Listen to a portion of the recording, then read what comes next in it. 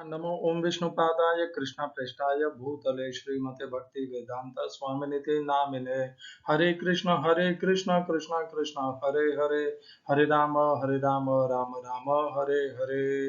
श्रील ऐसी भक्ति वेदांत स्वामी प्रभुपाद की जय। आचार्य महात्मा गांधी जी की जय। भगवद गीता 2020 में आपका स्वागत है। आज की श्लोक संख्या 9वें अध्याय का 9वां श्लोक है। भगवान 9वें अध्याय के 7वें श्लोक से प्रकृति की क्या भूमिका है भगवान और जीव के मध्य में, इसके विषय पर हमें बता रहे हैं। कल की चर्चा 9वें अध्याय के 8वें श्लोक में भगवान ने बताया, प्रकृतिं स्वामवष्टभ्य विसृजामि पुनः पुनः भूतग्राममिमं कृत्स्नम् अवशं प्रकृतेर्वशात्। अपनी प्रकृति को में प्रवेश करके विसृजामि पुनः पुनः, मैं बार बार सृजन करता हूँ। भूत ग्रामम इमं कृष्णम, इस संपूर्ण भूत समुदाय का जो अवशम प्रकृतिर वशा, जो प्रकृति के वश में स्वाभाविक ही है। तो प्रकृति भगवान की योनि है। जैसे भगवान 14वें अध्याय के 3 और 4 श्लोक में कहते हैं, मम योनिर महत ब्रह्म तस्मिन् गर्भम ददाम्यहम् संभव सर्वभूतानां ततो भवति भारत। प्रकृति भगवान की महत ब्रह्म योनि है, जिसमें गर्भ धारण का काम भगवान करते हैं। और भगवान अगले श्लोक में कहते हैं, तासाम ब्रह्म महद योनि अहम बीज प्रदप पिता, मैं बीज प्रदान करने वाला पिता हूँ। और वह जो महद ब्रह्म योनि है, प्रकृति है, वह यदि भगवान पिता है तो वह माता है। तो प्रकृति को हम माता समझ सकते हैं, क्योंकि हमारी उत्पत्ति प्रकृति के कारण ही होती है और बारंबार होती है। इस श्लोक का सबसे महत्वपूर्ण शब्द अवशम शब्द है। अवशम शब्द है अपने आप, जिसे कहते हैं स्वाभाविक। भगवान का कहना है कि हम जितने भी भूत प्राणी हैं, समस्त हम अपने आप ही प्रकृति के वश में हो गए हैं। कैसे वश में हो गए हैं? तो 15वें अध्याय के 7वें श्लोक में भगवान कहते हैं, ममई वांशो जीव लोके जीव भूत सनातन मन षष्ठानि इंद्रियाणि प्रकृति स्थानि कर्षति। प्रकृति में स्थित मन के सहित 6 इंद्रियों को आकर्षित करता है जीव लोक का यह जीव, जो मेरा सनातन अंश है। हम स्वयं मन के सहित 6 इंद्रियों को आकर्षित करते हैं। वे हम में आकर के बांधती नहीं है, हम स्वयं उन्हें आकर्षित करते हैं। इसीलिए भगवान ने कहा, स्वयं अपने आप ही प्रकृति के वश में हो जाते हैं। और जैसे ही हम प्रकृति से इन 6 इंद्रियों को प्राप्त करते हैं, प्रकृति के सत्व रज और तम गुण हमें बांध लेते हैं। सत्व रजस्तम इति गुणा प्रकृति संभवाः निबध्नन्ति महाबाहो देहे देहिनम अव्ययम्। 14वें अध्याय का 5वां श्लोक है। ये श्लोक से हमें पता चलता है कि सत्व रज और तम गुण ये हमारे ऊपर प्रभावशाली बलशाली हो जाते हैं, जैसे ही हम प्रकृति से इन 6 इंद्रियों को ग्रहण करते हैं, भोगने की इच्छा से इन इंद्रियों के माध्यम से, वैसे ही ये 3 गुण हमारे ऊपर अपना अधिकार जमा लेते हैं। तो इस प्रकृति से छूटने का मार्ग भी यही है कि हमें मन के सहित इन 6 इंद्रियों को, जिनसे हम आकर्षित हो रखे हैं, हमें इन्हें वापस त्यागना होगा, इनके ऊपर विजय प्राप्त करनी होगी और इनसे अपने आप को स्वाधीन स्वतंत्र करना होगा। अपने आप को, जीव के आत्म स्वरूप को मन बुद्धि अहंकार और इन इंद्रियों के वश से मुक्त करना होगा। तस्मात् त्वमिन्द्रियाण्यादौ नियम्य भरतर्षभ पापमानं प्रजह्येनं ज्ञान विज्ञान नाशनम्।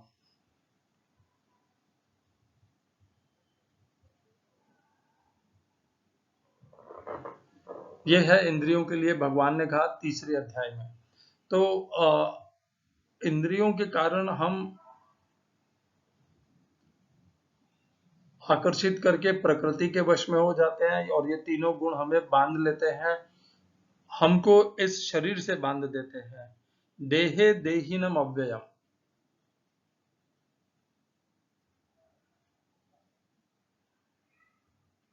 आज के श्लोक में भगवान ये जो कर्म करते हैं उसके विषय में चर्चा करेंगे कि कैसे करते हैं भगवान। तो आज 9वें अध्याय का 9वां श्लोक है। न च मामतानि कर्माणि न च मामतानि कर्माणि निबध्नन्ति धनंजय उदासीनवदासीनम असक्तम तेषु कर्मसु। हिंदी अनुवाद गीता यथारूप स्वामी प्रभुपाद। हे धनंजय, ये सारे कर्म मुझे नहीं बांध पाते हैं। मैं उदासीन की भांति इन सारे भौतिक कर्मों से सदैव विरक्त रहता हूँ। English translation Gita as it is Swami Prabhupada. O Dhananjay, all this work cannot bind me. I am ever detached, seated as though neutral. इस श्लोक में प्रयोग किए गए संस्कृत शब्दों के अर्थ हैं न च न कभी नहीं, च भी माम मुझको, तानि वे कर्माणि कर्म, निबध्नन्ति बांधते हैं, धनंजय हे धन के विजेता। दूसरी पंक्ति उदासीन वत निरपेक्ष या तटस्थ की तरह।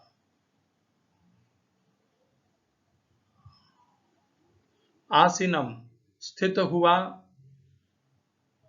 उसमें स्थित हुआ या स्थित हुआ। असक्तम सदैव अनासक्त आसक्ति रहित रहना। तेषु उनमें, कर्मशु कार्यों में। इस श्लोक का तात्पर्य गीता यथारूप स्वामी प्रभुपाद द्वारा 9वें अध्याय का 9वां श्लोक है। इस प्रसंग में यह नहीं सोच लेना चाहिए कि भगवान के पास कोई काम नहीं है, वे अपने वैकुंठ लोक में सदैव व्यस्त रहते हैं। ब्रह्म संहिता में कहा गया है वे सतत दिव्य आनंदमय आध्यात्मिक कार्यों में रत रहते हैं, किंतु इन भौतिक कार्यों से उनका कोई सरोकार नहीं रहता। सारे भौतिक कार्य उनकी विभिन्न शक्तियों द्वारा संपन्न होते रहते हैं। वे सदा ही इस सृष्टि के भौतिक कार्यों के प्रति उदासीन रहते हैं। इस उदासीनता को ही यहाँ पर उदासीनवत कहा गया है। यद्यपि छोटे से छोटे भौतिक कार्य पर उनका नियंत्रण रहता है, किंतु वे उदासीनवत स्थित रहते हैं। यहाँ पर उच्च न्यायालय के न्यायाधीश का उदाहरण दिया जा सकता है, जो अपने आसन पर बैठा रहता है, उसके आदेश से अनेक तरह की बातें घटती रहती हैं। किसी को फांसी दी जाती है, किसी को कारावास की सजा मिलती है, तो किसी को प्रचुर धनराशि मिलती है, तो भी वह उदासीन रहता है। उसे इस हानि लाभ से कुछ भी लेना देना नहीं रहता। इसी प्रकार भगवान भी सदैव उदासीन रहते हैं, यद्यपि प्रत्येक कार्य में उनका हाथ रहता है। वेदांत सूत्र में यह कहा गया है वे इस जगत के द्वंद्वों में स्थित नहीं है, वे इन द्वंद्वों के से अतीत हैं। न ही इस जगत की सृष्टि तथा प्रलय में ही उनकी आसक्ति रहती है। सारे जीव अपने पूर्व कर्मों के अनुसार विभिन्न योनियां ग्रहण करते रहते हैं और भगवान इसमें कोई व्यवधान नहीं डालते। ओम अज्ञानतिमिरन्धस्य ज्ञानाञ्जनशलाकया चक्षुरुन्मीलितं येन तस्मै श्री गुरुवे नमः। एकम शास्त्रम देवकी पुत्र गीतम। किसी ब्रह्म संहिता की, किसी वेदांत सूत्र की कहीं किसी की आवश्यकता नहीं है। भगवत गीता अपने आप में पूर्ण है।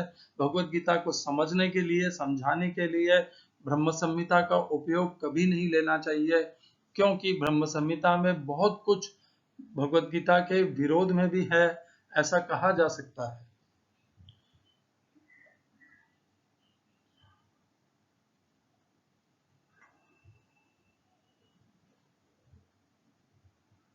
एको मंत्रस्तस्य नामानि यानि कर्माप्येकं तस्य देवस्य सेवा। हरे कृष्णा।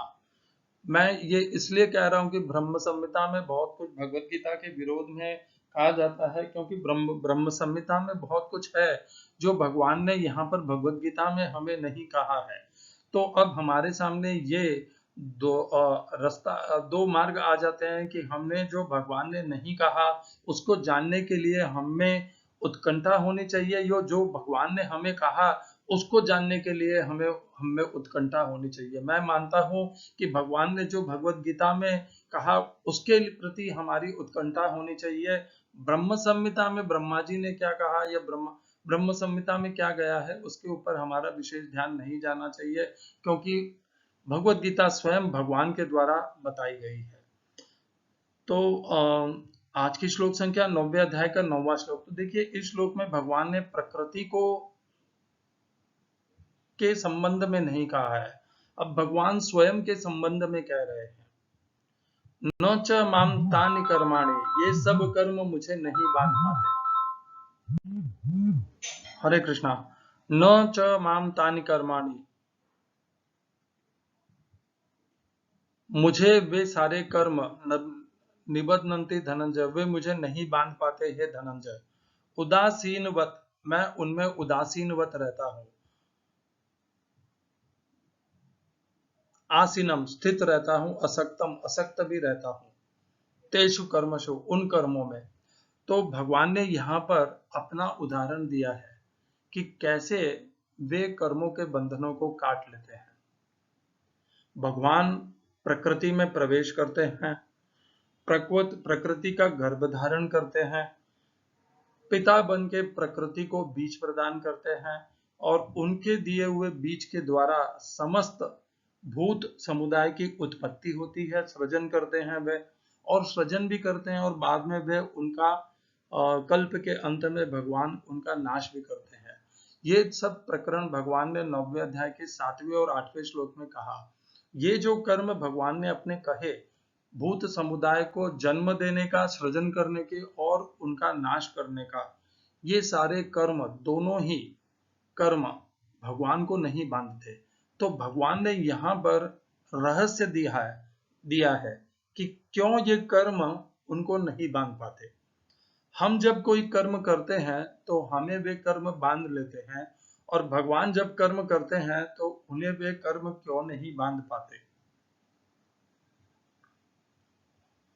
तो भगवान ने उसका कारण बताया है। उदासीनवत आसीनम असक्तम, एक तो भगवान उदासीनवत रहते हैं, उनके प्रति उनकी को बिल्कुल भी कर्ता का भाव नहीं रहता है कि मैं इसका कर्ता हूं।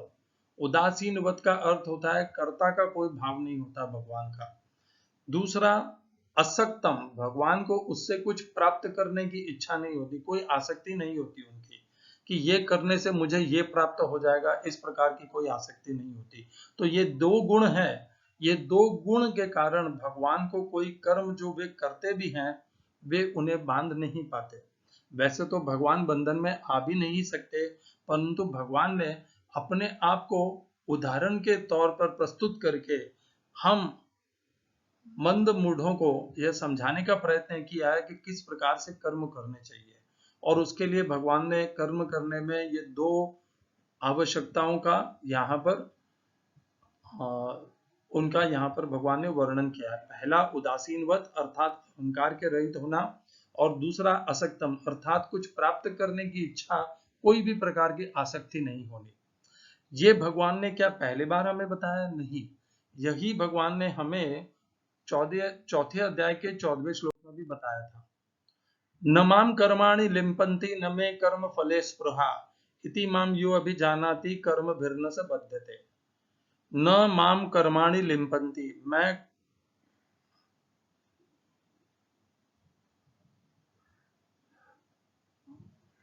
ये कर्म मुझे प्रभावित नहीं कर पाते हैं। न मे कर्म फले स्पृहा, न मेरी कर्म के फलों के प्रति कोई आसक्ति होती है। इतिमाम, इस प्रकार जो मुझे जानता है, इतिमाम यो अभी जानाति कर्म भिन्न से बद्धते, इस प्रकार जो मुझे जानता है वह भी कर्म से नहीं बंधता है। तो भगवान को किस प्रकार से जानना है कि भगवान कर्मों में किसी भी प्रकार आसक्त नहीं होते, कर्म के फलों में आसक्त नहीं होते, और अहंकार रहित होकर के उदासीनवत कर्म करते हैं। ये भगवान ने पहले भी स्वयं का उदाहरण दिया था। इसी श्लोक के अगले श्लोक में भगवान चौथे अध्याय के 15वें श्लोक में अर्जुन को कहते हैं, एवं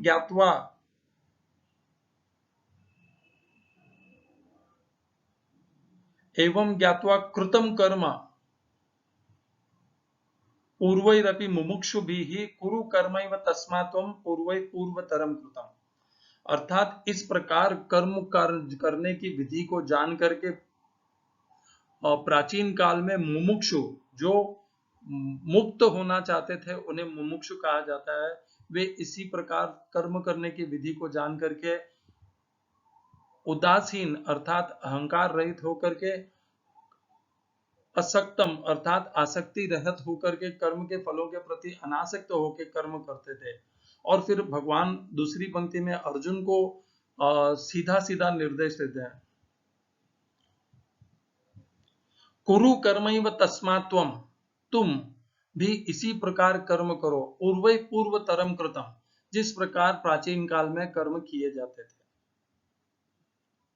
भगवान को पता है कि अर्जुन उस प्रकार कर्म नहीं करते हैं, और भगवान अर्जुन को निर्देश दे रहे हैं कि कर्म से छूटने का मार्ग ये नहीं है, जैसे अर्जुन चाहते थे कि वे युद्ध का ही त्याग कर दें, ताकि वे युद्ध से होने वाले समस्त विनाश, वध और नरसंहार से के पाप से बच सकें, कुल के नाश के दोष से बच सके। तो भगवान ने कहा वो बचने का तरीका मार्ग नहीं है, बचने का मार्ग है कि कर्म भी करो, अनासक्त होकर के करो, कर्म के फलों के प्रति अनासक्त होकर के करो, कर्मों में कर्ता का अहंकार का भाव न रख करके करो, उदासीन वत करो उनमें। इस प्रकार करने से यही पूरा प्राचीन काल में कर्म करने की विधि थी, और इस विधि से कर्म करने से मनुष्य कर्मों के बंधनों से छूट जाता है। ये जो भगवान ने चौथे अध्याय के 14वें श्लोक में कहा, 15वें श्लोक में कहा, अर्जुन को स्पष्ट निर्देश दिया, वही भगवान यहाँ पर पुनः एक बार हमें 9वें अध्याय के 9वें श्लोक में उदाहरण प्रस्तुत कर रहे हैं। भगवान कहते हैं, न च माम तानि कर्माणि निबध्नन्ति धनंजय, उदासीन वदासीनम असक्तम तेषु कर्मसु। जब हम चौथे अध्याय के 14वें श्लोक की चर्चा कर रहे थे, तब भी हमने 9वें अध्याय के इस 9वें श्लोक की चर्चा ली थी, अपने श्लोक की ज्ञान को प्रमाणित करने के लिए, उसकी पुष्टि करने के लिए। और आज जब हम 9वें अध्याय का 9वां श्लोक कर रहे हैं, तब हम पहले किए हुए चौथे अध्याय के 14वें श्लोक के आधार से इसकी पुष्टि कर रहे हैं, इसका प्रमाण कर रहे हैं। तो चौथे अध्याय के 14वें श्लोक के पहले भगवान कहते हैं 13वें श्लोक में, चातुर्वर्ण्य मया सृष्टम गुण कर्म विभागशः तस्य कर्तारम अपि माम विद्य कर्तारम अव्ययम। तो भगवान कहते हैं कि मैं चातुर्वर्ण में इस मनुष्य समुदाय का विभाजन करता हूँ, करते हुए भी मुझे यह जान कि मैं अकर्ता हूँ। और यहाँ पर 9वें अध्याय के 7वें और 8वें श्लोक में भगवान ने कहा कि मैं प्रकृति में प्रकृति के माध्यम से समस्त भूत समुदाय की उत्पत्ति करता हूँ, सृजन करता हूँ, प्रकृति के भीतर प्रवेश करके उसका गर्भाधारण करके इन सब का उत्पत्ति भी करता हूँ, और कल्प के अंत में सृजन भी करता हूँ, ये सारे कर्मों का। तो दोनों जगह भगवान के भिन्न भिन्न कर्म बताए गए हैं। चौथे अध्याय में भगवान ने अपने कर्म बताए कि मैं चातुर्वर्ण की सृष्टि करता हूँ, मनुष्य के 4 वर्णों का निर्माण करते हैं, 4 भागों में भगवान 4 वर्णों में मनुष्य के समुदाय को विभाजन करते हैं, उससे भी वे बंधते नहीं है। और यहाँ पर भगवान मनुष्य के देही के जन्म से और अंत में विनाश से के कर्मों से भी बनते नहीं है। बार बार भगवान ने 2 बार कहा कि वे बनते नहीं है, और उन्होंने अपने न बंधने का जो रहस्य है वह हमें बता दिया। तो भगवान के लिए हम जो जीव हैं वे उनके पुत्र के जैसे हैं। भगवान ने कहा, ममई वांशो जीव लोके जीव भूत सनातनः, मेरे ही अंश हैं इस जीव लोक में, मृत्यु लोक में, मनुष्य लोक में। ये जो जीव है ये मेरा ही अंश है। जब परिवार में विवाह के पश्चात हमें पुत्र होता है, तब वह भी हमारा अंश होता है। जब हमें पुत्र की प्राप्ति होती है, तब हम कैसे आसक्त हो जाते हैं पुत्र मोह में। हम अपना धर्म अधर्म, सत्य असत्य सब कुछ भूल करके पुत्र के लिए जीना प्रारंभ कर देते हैं, पुत्र के लिए संग्रह करना प्रारंभ कर देते हैं। वह संग्रह अधर्म से, असत्य से हो तो भी वो करते हैं। हम पुत्र की सुरक्षा में ऐसे मोहित होते हैं कि अपना सर्वस्व, अपना जीवन, अपना धर्म सब कुछ छोड़ करके उसके लिए, उसका भविष्य उज्जवल बनाने के लिए वो सब कुछ करते हैं जो हमें नहीं करना चाहिए, जो जिसके लिए हम पर प्रतिबंध लगे हुए हैं कि ये अधर्म है, ये करने, ये दुराचार है, वो सब हम कर लेते हैं पुत्र मोह में। भगवान ऐसा नहीं करते। तो हमारे में और भगवान में ये अंतर है। भगवान हमारे प्रति उदासीनवत और अपने कर्मों के प्रति भी उदासीन रहते हैं, और अपने जो उनके जो अंश स्वरूप हैं, हम जीव, उनके प्रति भी भगवान तटस्थ भूमिका ही अपने रखते हैं। ऐसा भगवान नहीं कहते कि तुम मेरे अंश हो, ये कहकर के भगवान पागल हो जाएं और मोहित हो जाएं कि ये तो मेरे अंश हैं, मैं इनके सब दुर्गुण अवगुण सब कुछ क्षमा कर दूंगा और क्षमा करके इनको स्वीकार कर लूंगा। इस प्रकार की आसक्ति नहीं है। न भगवान में ऐसी आसक्ति है कि वे जैसे ही जीवों का जन्म करते हैं, सृजन करते हैं, वे जीवों के लिए संग्रह की भावना करने के लिए सब कुछ छोड़ करके, धर्म अधर्म को त्याग करके अपने जीव अंश के लिए संग्रहित करने की प्रणाली प्रक्रिया में लग जाए, वो भी भगवान नहीं करते। तो भगवान में और हमारे में आचरण और व्यवहार में अंतर है।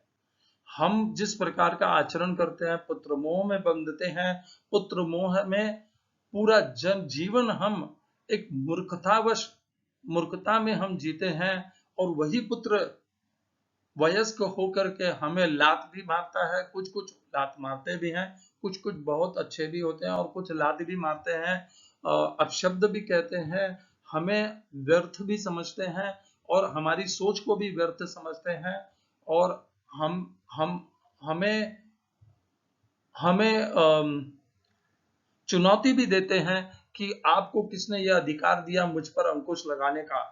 वह कार्य करता है, परंतु हमारा पुत्र मोह तब भी अंत नहीं होता। जैसे ही पुत्र हमारे अधिकारों को चुनौती देना लगता है, तब भी हम उसके ऊपर अधिकार स्थापित करना छोड़ते नहीं है। हम अधिकार स्थापित नहीं कर पाए, इस दुख में हम अपना शेष जीवन और अपनी वृद्धावस्था को पूर्णतया नष्ट कर लेते हैं अपने ही हाथों से। तो पहले तो हम इस कारण नष्ट करते हैं कि हमें अपने पुत्र के लिए संग्रहित करना है। जब पुत्र स्वयं के पैरों पर खड़ा हो जाता है, तब हम इस दुख से अपना नाश करते हैं कि ये पुत्र मेरी बात नहीं सुनता और मेरे साथ नहीं रहता। ये दोनों ही मोह है, और मोह के अतिरिक्त ये कुछ भी नहीं है। आप देखिए, बहुत से ऐसे माता पिता हैं जिनको पुत्र संतान होती नहीं, वो भी तो जीते हैं, बिना पुत्र मोह के जीते हैं, सबको अपना मान के जीते हैं। स्वयं भारत के पूर्व राष्ट्रपति एपीजे अब्दुल कलाम, उन्होंने तो विवाह भी नहीं किया, और वे आजीवन ब्रह्मचारी रहे, पुत्र की उत्पत्ति नहीं की। उनमें क्या कमी थी उनके पास? उन्होंने इस प्रकार अपना जीवन व्यतीत किया, उन्होंने सबको अपना पुत्र समझा। इतनी विस्तृत हो गई। और हम जैसे ही पुत्र की उत्पत्ति करते हैं, ये मेरा खून है, ये मेरे नाम को आगे बढ़ाएगा, ये जो अहंकार है, ये जो मूर्खता है कि केवल यही मेरे नाम को आगे बढ़ाएगा, अरे कौन जानता है? आज मैं तो स्वयं के लिए कहता हूँ, मैं अपने दादा तक के नामों को जानता हूँ, और परदादा से परिचित भी नहीं हूँ। वे कौन कौन थे और उनके दादा कौन थे, वे क्या करते थे, मैं जानता भी नहीं हूँ। और ना मुझ में कोई विशेष प्रीति है वह सब जानने की। आज से 100 साल बाद कौन आपको याद करेगा कि आप कौन थे भी या नहीं थे, और थे तो क्या थे, और क्यों थे, कैसे थे, कुछ भी किसी को इसकी कुछ नहीं पड़ी है।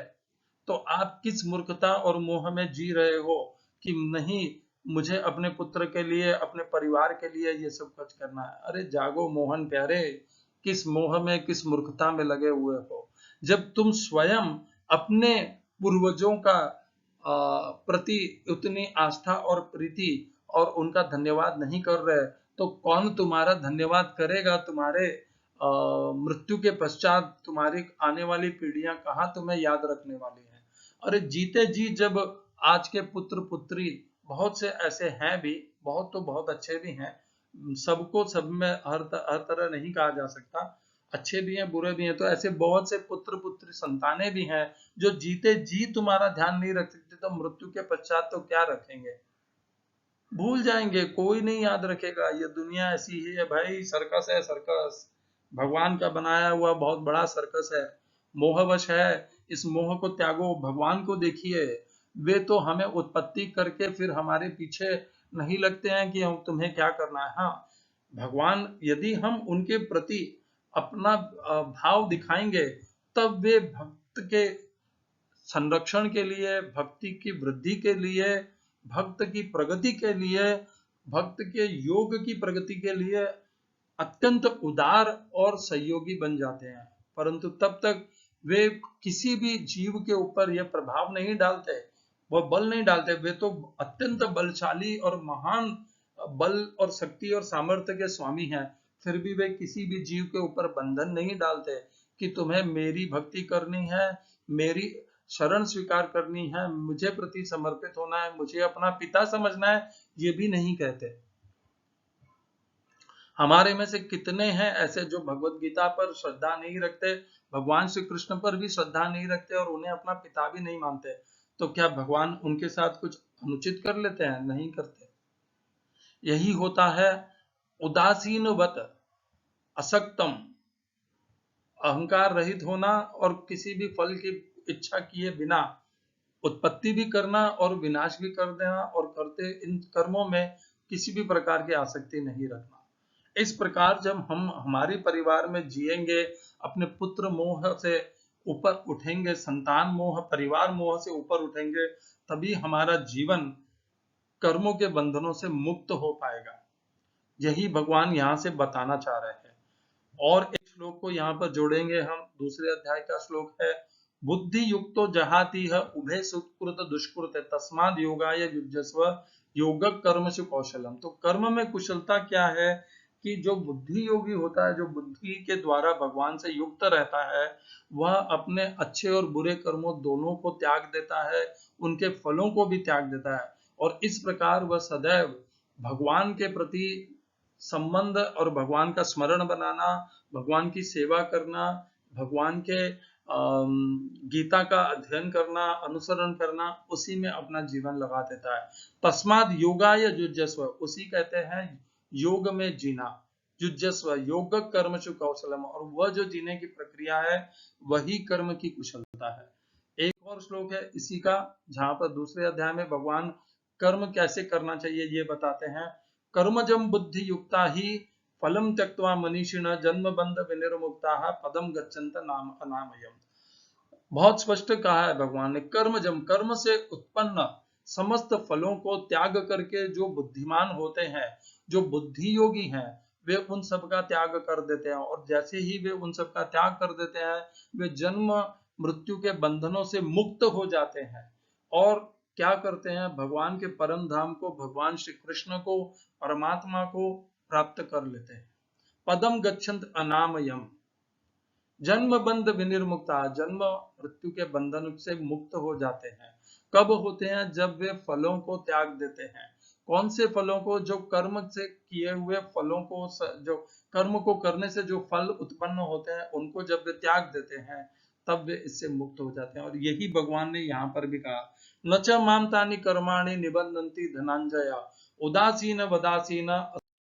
हरे कृष्णा। तो इसी प्रकार न च माम तानि कर्माणि निबंधन्ति धनंजय, जैसे भगवान उदासीनवत अहंकार रहित होकर के कर्म करते हैं, जैसे वे अनासक्त होते हैं कर्म के फलों के प्रति, उस प्रकार अनासक्त होकर के कर्म करते हैं, फलों के प्रति अनासक्त होकर, तब हम भी कर्मों के बंधनों से मुक्त हो जाएंगे। भगवान दयालु हैं, कृपालु हैं, इसलिए स्वयं का उदाहरण देके हमें समझा रहे हैं कि संतान मोह से, पुत्र मोह से, परिवार मोह से ऊपर उठो, अपने लिए जियो, योग के लिए जियो, योग के लिए अपने प्रयत्न करो, योग में प्रगति करो।